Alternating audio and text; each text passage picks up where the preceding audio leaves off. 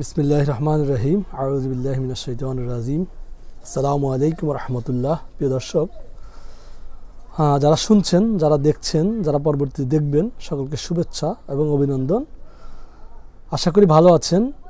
আলোচনা করব মূলত যে বিষয়টা নিয়ে, ট্রান্সজেন্ডার, থার্ড জেন্ডার, ব্র্যাকের ওই শিক্ষক, এই বাস্তবতায় আসলে কারা দায়ী, এই বিষয়গুলো নিয়ে একটু আলাপ করব। দেখেন, যে বিষয়টা ঘটেছে, ব্র্যাকের এই শিক্ষক যেই সপ্তম শ্রেণীর যেই বইতে যে সমস্যাটা উনি ধরেছেন, এখানে আমার কাছে খুব অবাক লাগে এই জন্য যে এই বইগুলো তো যখন বাচ্চাদের হাতে আসে তার আগ পর্যন্ত এই বইগুলার নির্দেশনা, ছাপানো, মুদ্রণ, সংস্করণ, সংরক্ষণ, মানে বিভিন্ন স্টেপ বাই স্টেপ একটা পর্যায়ে বাচ্চাদের হাতে আসে। আমি মনে করি এবং আমি বিশ্বাস করি যে খুব দায়িত্বশীল প্রক্রিয়ার মাধ্যমেই একটা বাচ্চার হাতে তার বইটা আসে। খুব দায়িত্বশীল, বিশেষভাবে বলতে চাই যে এই জায়গাটা খুবই দায়িত্বশীল। যেই পড়াশোনা আমরা যদি শিক্ষা জাতির মেরুদণ্ড বলি, তো এই শিক্ষা ব্যবস্থায় যখন একটা ছেলে এই যে বই পড়ে বেড়ে উঠবে, জাতির মেরুদণ্ড হিসেবে তৈরি হবে, সেই সন্তানটা যে বইটা হাতে পাবে তার নিশ্চয়ই খুব নিখুঁত প্রক্রিয়ার মাধ্যমেই বইটা সর্বশেষ স্তরে পৌঁছানোর কথা। কিন্তু আমরা যে সমস্যাগুলো সমসাময়িক পাই, এর আগে কিন্তু আপনারা দেখেছেন যে ওই যে মানে হিন্দু ধর্মের কোনো একটা অংশবিশেষ আরেকটা বইয়ের অংশবিশেষে চলে আসছে ভুলভ্রান্তিতে। কিছু বই মনে হয় 40টা বই, যদিও সাথে সাথেই কর্তৃপক্ষ সেটা ব্যবস্থা গ্রহণ করেছেন, সেই বইগুলো উড্ড করেছেন। ঠিক আছে, মানে সমস্যা হলে তার সমাধান তো আছেই। কিন্তু এই জাতীয় বিষয়ে, এই বেশি একটা জাতীয় বিষয়ে আরও চৌকস হওয়ার প্রয়োজন আছে কিনা, এবং কি আমরা যাদেরকে দিয়ে কাজ করছি করাচ্ছি তাদের মানে এইসব ঘটনা কি আমরা তাদের যোগ্যতা নিয়ে প্রশ্ন তোলার সুযোগ হয়ে যায় কিনা, এটা একটা বিষয়। দ্বিতীয় বিষয় হলো যে পাঠ্যপুস্তকের যে ভুলগুলো সামনে আসছে, এগুলো তো এই প্রক্রিয়াতে, নিখুঁত প্রক্রিয়াতে আসলে নিশ্চয়ই আরও আগেই ধরা পড়ে যাওয়ার কথা।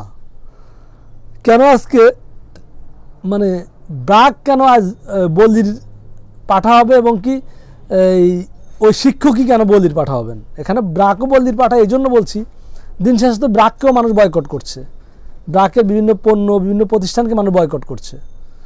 তারা তো দেশে সার্ভিস দিয়ে যাচ্ছে মানুষকে, সেই সেবা পেয়ে তো মানুষ খুশি। সেই ক্ষেত্রে এই মুহূর্তে তাদেরকে বয়কট করছে, তাহলে সেও তো বলির পাঠা হয়ে গেল। এখন সে বলির পাঠা হলো কেন? সে বলির পাঠা হয়েছে যে পাঠ্যপুস্তকে ভুল ছিল, এই ভুলটা তার একজন শিক্ষক ধরে ফেলেছে। আবার দ্বিতীয় কথা হলো যে আমার যে বোঝাপড়া, সেই বোঝাপড়া মনে হইল যে এতে করে ব্র্যাক অনেক খুশি হওয়ার কথা, ব্র্যাক অনেক হ্যাপি হওয়ার কথা যে একটা জাতীয় ব্যবস্থায় আমাদের একজন শিক্ষক তিনি এটা ভুল ধরেছে এবং কি এটা সংস্কারের দাবি রাখে। কিন্তু ব্র্যাক তো সেটা করেই নাই, বরঞ্চ ব্র্যাক মানে কোন অবস্থান থেকে বা কাকে খুশি করানোর জন্য ব্র্যাক তার একজন শিক্ষককে টোটালি কোনো rules regulation, terms and condition না মেনে তাকে মানে এই বহিষ্কার করতে পারে। এই জন্য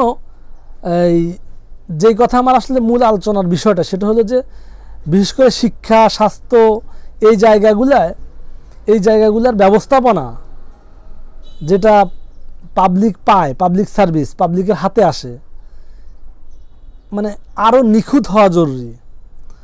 আমাদের মতো রাষ্ট্রে এই নিখুঁত হওয়া আশা করি এই জন্য আলহামদুলিল্লাহ যে আমাদের দেশের ব্যবস্থাপনায় এখন অনেক উন্নত।